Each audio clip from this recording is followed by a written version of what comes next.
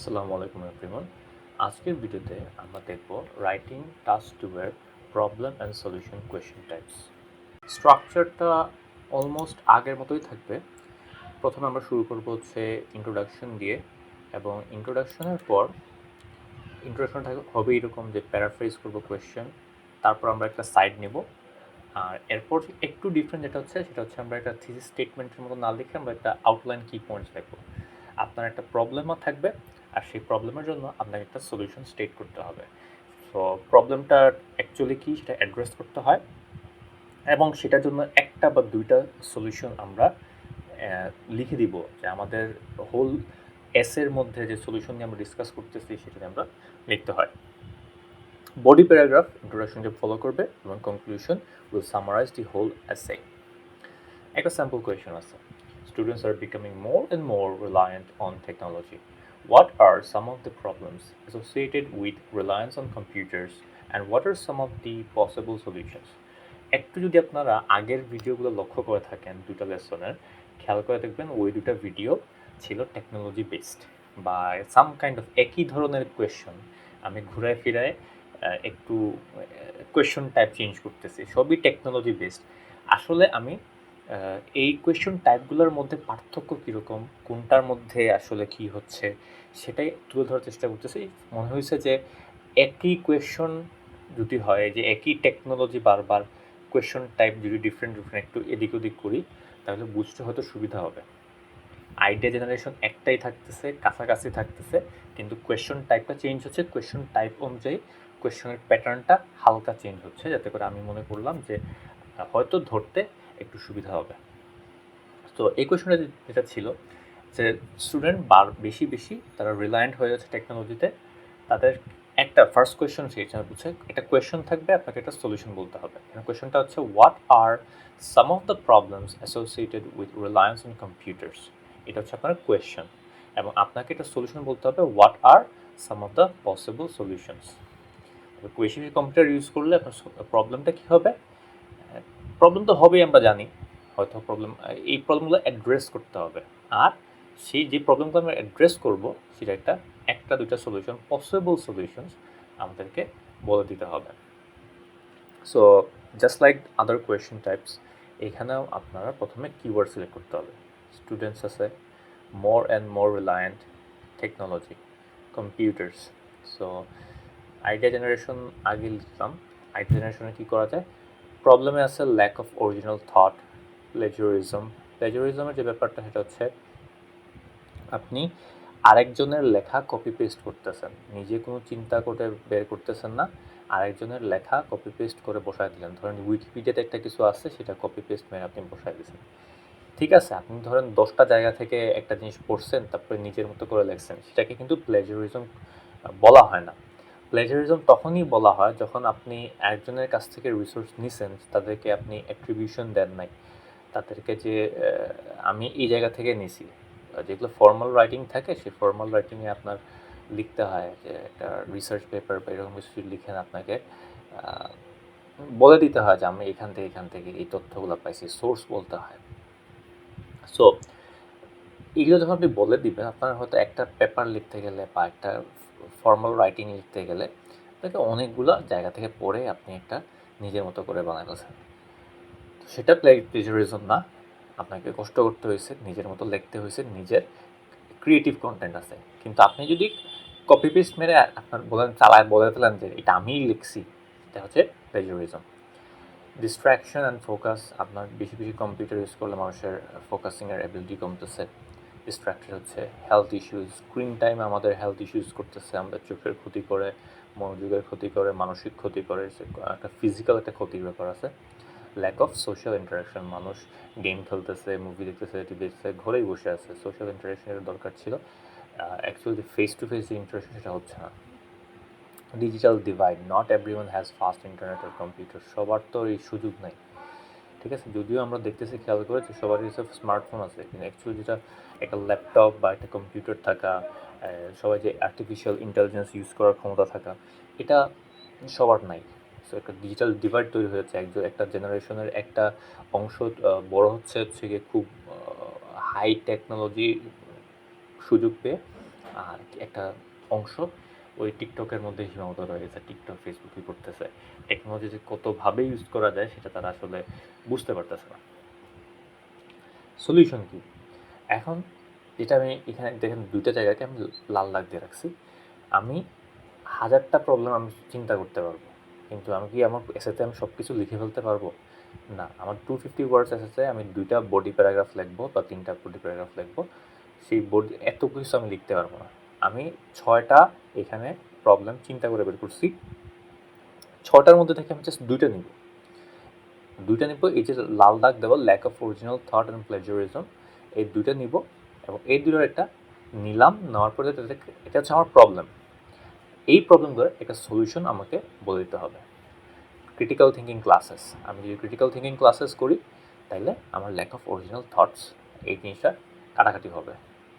Plagiarism detection software, পরীক্ষায় যারা পরীক্ষা নিতেছে তারা হচ্ছে বা যারা অ্যাসাইনমেন্ট নেয় তারা এইসব প্লেজারিজম ডিটেকশন সফটওয়্যার, প্লেজারিজম করারও আছে, প্লেজারিজম ডিটেকশন সফটওয়্যারও আছে। এগুলো ব্যবহার করলে এই প্লেজারিজম কমবে। সিনোনিম বের করা, যেখানে আমরা আগের স্লাইডে দাগ দিয়ে আসছিলাম, student, more and more reliant, technology, computers, এইগুলার সিনোনিম হচ্ছে টেকনোলজি, মোর অ্যান্ড মোরটা হচ্ছে ইনক্রিজিংলি, এভার ইনক্রিজিং, স্টুডেন্টস হচ্ছে পিপলস, লার্নার্স, টিনেজার্স, ইউথস। তো আমাদের প্রথম কাজ কী ছিল? প্রথম কাজ ছিল paraphrasing the question. The escalating reliance of students on technology raises significant concerns. ঠিক আছে, তাদের যে ছোট্ট একটা লাইন ছিল সেই লাইনটার একটা জাস্ট এই যে এখানে এসকেলেটিং রিলায়েন্স, মোর অ্যান্ড মোর যে বাড়তেছে এটাকে আমরা চেঞ্জ করে রাখলাম এসকেলেটিং রিলায়েন্স, বাকি আর কিছু খুব বেশি চেঞ্জ করি না। সেকেন্ড কাজ কী ছিল? প্রবলেমটা কী সেটা বলবো। This essay contends that the primary issues linked to this dependence involve a dearth of original thought and a prevalence of plagiarism. এই দুটো হচ্ছে আমার প্রবলেম। সলিউশন কি? To address these challenges, implementing critical thinking classes and utilizing advanced writing analysis software emerge as potential solutions. দেখেন এখানে কিন্তু thesis statement জিনিসটা বা সাইড নেওয়ার জিনিসটা এখানে কিন্তু নাই। কেন নাই? কারণ হচ্ছে আসলে এই জায়গাটার সাইডের কোনো ব্যাপার নাই। আমি যে একটা সাইড নিব বা একটা সাইড নিব, এটা এখানে সাইডের ব্যাপার না। আমরা আরেকবার একটু পিছনে ফিচার স্ট্রাকচারটা দেখে আসি। এখানে টেক এ সাইড, এটা আসলে যদি নেওয়া যায় নিব, কিন্তু এটা অ্যাকচুয়ালি সবসময় আমাদের থাকবে না, সো এটা কাটা। সো বেসিক্যালি আমরা প্যারাফ্রেজ কোয়েশ্চেন করব এবং আউটলাইন কি পয়েন্টস। আউটলাইন কি পয়েন্টসে কী হবে? প্রথমে আমরা প্রবলেম নিয়ে আলোচনা করব, তারপর আমরা সলিউশন নিয়ে আলোচনা করব।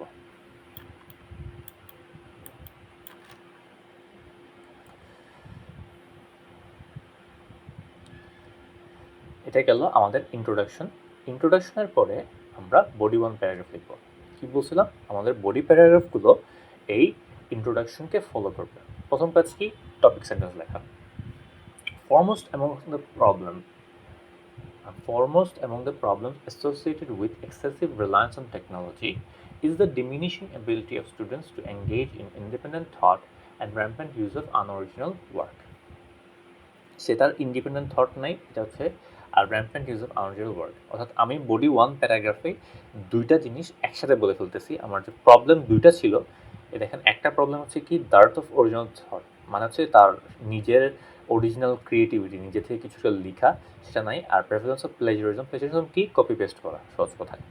2টা প্রবলেম ছিল, 2টা প্রবলেমে আমি বডি 1 প্যারাগ্রাফে লিখে ফেলতেছি। আপনার যদি ইচ্ছা হয় 2টা প্রবলেমকে 2টা প্যারাগ্রাফে লিখতে পারেন, 2টা টপিক সেন্টেন্স হবে। আমার এখানে আমি একটা প্যারাগ্রাফে 2টাই লিখে ফেলবো, এই জন্য এটা টপিক সেন্টেন্সে 2টাই আছে, যে independent thought, engage in independent thought, rampant use of unoriginal work. So এটা হচ্ছে সেকেন্ডটা হচ্ছে প্লেজারিজম, উপরটা হচ্ছে ল্যাক অফ অরিজিনাল থট। সেকেন্ডে কি আছে?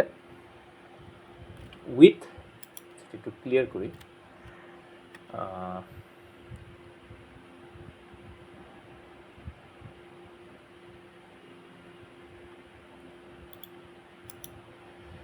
with an overwhelming volume of informations, readily available, students often opt for regurgitating others' opinions rather than formulating their own. Regurgitating মানে ব্যাপারটা সহজ কথা, এটা একটু কঠিন ওয়ার্ড। রিগার্গিটেটিং এর মানে সহজ কথা হচ্ছে আমি একটা জিনিস আরেকজনের কাছ থেকে খাইলাম, খেয়ে আস্তে করে সহজ কথায় আমরা খুব বাংলা যেটা বলি, পরীক্ষায় আমরা কী করি, পরীক্ষায় আমরা অনেক কিছু মুখস্থ করি, মুখস্থ করে আস্তে করে সব কিছু ছেড়ে দিয়ে চলে আসি। সো আরেকজনের জিনিস আস্তে করে কপি করলাম, কপি করে আমার এখানে পেস্ট করে দিলাম, rather than formulating their own, নিজের মতো করে ফর্মুলেট করলাম না। অ্যাডিশনালি, এটা হচ্ছে আমার 1 নম্বর পয়েন্ট। সেকেন্ড পয়েন্ট হচ্ছে additional the ease of finding answers through search engines led to a culture of copy pasting. প্রথমটা কী ছিল? Lack of original thought. সে জিনিসপত্র পাচ্ছে, অলরেডি অ্যাভেলেবল পাচ্ছে, সেই জন্য সে নিজে থেকে চিন্তা করতে পারতেছে না, তার নিজের অরিজিনাল থট নাই। সেকেন্ডটা কি? Copy paste. লাস্টেরটা একটা দেখেন, লাস্টে একটা অংশ আছে, সেটা হচ্ছে একটা example. The glaring example is the frequency with which students simply copy text from Wikipedia instead of offering thoughtful responses to academic questions. এই বডি 1 প্যারাগ্রাফে আমি আমার প্রবলেমটা আলোচনা করছি। সেকেন্ড কাজ কি? প্রবলেম আলোচনা করছি, আমাকে এখন সলিউশন আলোচনা করতে হবে। To tackle these issues, targeted classes focusing on critical thinking can be instrumental. হইল তো by creating learning environments that demand inference, interpretation, and the articulation of original opinions based on limited information, students can develop crucial analytical skills. Simultaneously, এটা আমি মনে করি আরেকটা paragraph নিলে ভালো। এটা হবে একটা প্যারাগ্রাফ, যেহেতু আপনি এখানে সবসময় মনে রাখবেন যেটা হচ্ছে টপিক সেন্টেন্স যা লিখছেন, আপনার প্যারাগ্রাফ সেই টপিক সেন্টেন্সকে ফলো করবে। সেখানে আমি শুধু একটা কথা লিখছি, targeted classes focus on critical thinking. শুধু একটা কথা লিখলে আপনার এই প্যারাগ্রাফে শুধু একটা কথা লিখবেন। এই প্যারাগ্রাফটাকে আসলে আলাদা করা উচিত, এবং আলাদা করার পর কিছু না, জাস্ট এটা আর একটা প্যারাগ্রাফ লিখবেন। Simultaneously deploying anti-plagiarism software can act as a deterrent. When students are aware that their work is subject to scrutiny, মানে আপনার তাদের কাজটাকে দেখা হবে, জাজ করা হবে, একটা সফটওয়্যার দিয়ে যাচাই করা হবে যে সে চিটিং করছে কিনা। It acts as a powerful disincentive for plagiarism. Conclusion কী করতে হবে? প্রথমত, the over-reliance on technology in education poses significant challenges for the lack of original thought and piracy. এই যে lack of original thought আমার একটা problem, এবং piracy। প্রথম কথা, প্রবলেমকে লিখলাম। সলিউশন কি? Addressing these concerns necessitates the implementation of critical thinking classes and integration of plagiarism detection software. অর্থাৎ আপনার কনক্লুশন টু পার্ট হবে। 1, প্রবলেমটা বলবেন, 2, সলিউশনটা বলবেন। That is all you need to do problem and solution এসের জন্য। Thank you everyone, I hope this was helpful.